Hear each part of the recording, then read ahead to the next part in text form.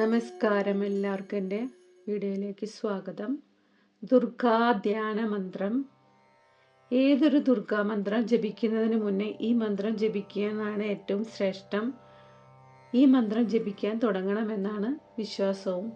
ശ്രദ്ധ കേന്ദ്രീകരിക്കാനും ഏകാഗ്രത നിലനിർത്താനും ഈ മന്ത്രം നമ്മെ സഹായിക്കുകയും ചെയ്യുന്നു. അതിനാൽ എല്ലാവർക്കും ഒരു പ്രധാന മന്ത്രം കൂടിയാണ് ദുർഗാ ധ്യാന മന്ത്രം. ദുർഗാദേവിയുടെ മന്ത്രം ചൊല്ലുന്നതിന് മുന്നേ ദുർഗാ ധ്യാന മന്ത്രം ചൊല്ലിയതിന് ശേഷം മറ്റുള്ള മന്ത്രങ്ങൾ ചൊല്ലിയാൽ അതിന് ശ്രേഷ്ഠതയും കൂടുന്നതായിരിക്കും. എല്ലാവരും ദുർഗാദേവിയെ മനസ്സിൽ ധ്യാനിച്ച് മന്ത്രം ചൊല്ലുക.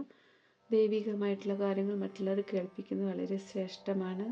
അതിൽ ചെറിയ ചെറിയ തെറ്റുകൾ ഉണ്ടെങ്കിൽ കൂടിയിട്ട് ദേവി അതെല്ലാം പൊറുക്കുന്നതായിരിക്കും. എന്ന് വെച്ചാൽ നമ്മൾ ദേവിയെ പ്രാർത്ഥിക്കുക, മനസ്സറിഞ്ഞ് പ്രാർത്ഥിക്കുക, ഭക്തിയോടുകൂടി പ്രാർത്ഥിക്കുക, ദേവിയെ മനസ്സിൽ സങ്കല്പിച്ച് എല്ലാം ചെയ്യുക.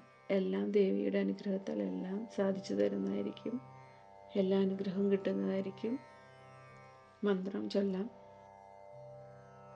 ഓം ജഡാജഡ് സമായുക്തമാർദ്ദേന്ദു കൃത്ലക്ഷണം ലോചന്യാത്ര സംയുക്തം പത്മേന്ദു സത്യക്ഷ്ണാം.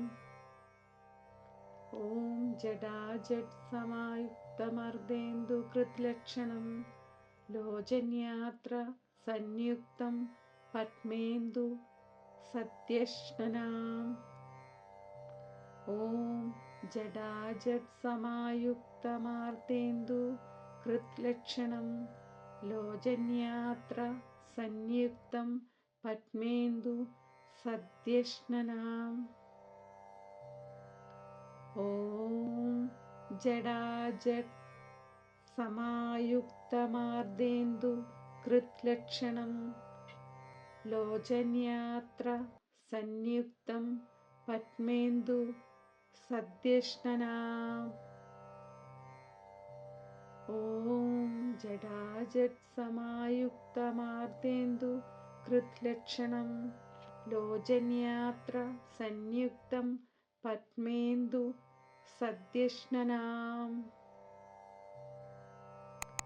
എല്ലാവരെയും മന്ത്രം ജപിക്കാൻ ശ്രമിക്കുക. ദുർഗാദേവിയെ മനസ്സിൽ സങ്കല്പിച്ച് ധ്യാനിച്ചിട്ട് വേണം ഈ മന്ത്രം ചൊല്ലാൻ വേണ്ടിയിട്ട്. എല്ലാവർക്കും ദേവിയുടെ അനുഗ്രഹം ഉണ്ടാകാൻ വേണ്ടിയിട്ട് പ്രാർത്ഥിക്കുന്നു.